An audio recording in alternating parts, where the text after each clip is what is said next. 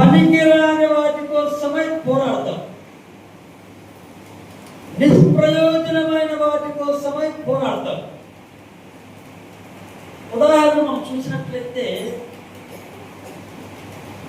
ఒక తల్లి గారు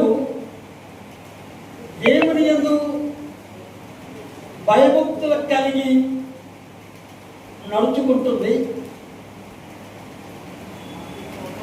తన కుమారుని కూడా మందిరానికి తీసుకువెళ్తుంది, కుమారుని చేత కూడా ప్రార్థన చేస్తుంది, తల్లి బైబిల్ చదువుతుంది, కుమారుడు కూడా బైబిల్ చదువుతూ ఉన్నాడు. ఇలాగా కొన్ని నెలలు గడిచిన తర్వాత,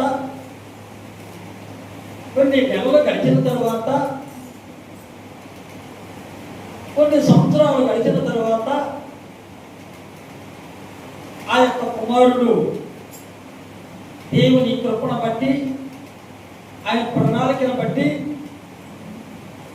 తల్లి కుమారుడు చేసిన ప్రార్థనలు దేవుడు అంగీకరించాడు, వారిని మంచిగా ఆశీర్వదించాడు, మంచిగా వర్తన చేశాడు, చాలా బాగున్నారు. అయితే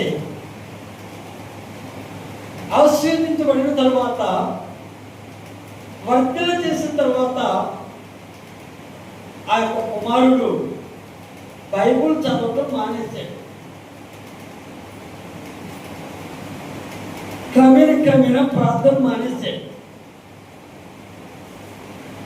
సంఘము వెలగొట్టే వారితో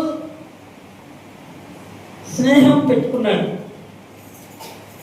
సంఘం వెలగొట్టే వారితో సవాసం పెట్టుకున్నాడు, సంఘం వెలగొట్టే వారితో ఫ్రెండ్షిప్ చేస్తూ ఉన్నాడు. అలా ఫ్రెండ్షిప్ చేస్తున్న తర్వాత కొన్ని దినాలు గడిచిన తర్వాత కుమారుడు, అమ్మా నేను ఇక్కడ ఉండను, ఈ ఊర్లోనే ఉండను, నేను వేరే ప్రాంతానికి వెళ్ళాలి. నాన్న, ఈ మధ్యకాల సమయంలో బైబుల్ చదవట్లేదు నాన్న, ప్రార్థన చేసుకోవట్లేదు నాన్న, ఏంటి నాన్న ఇలాగా?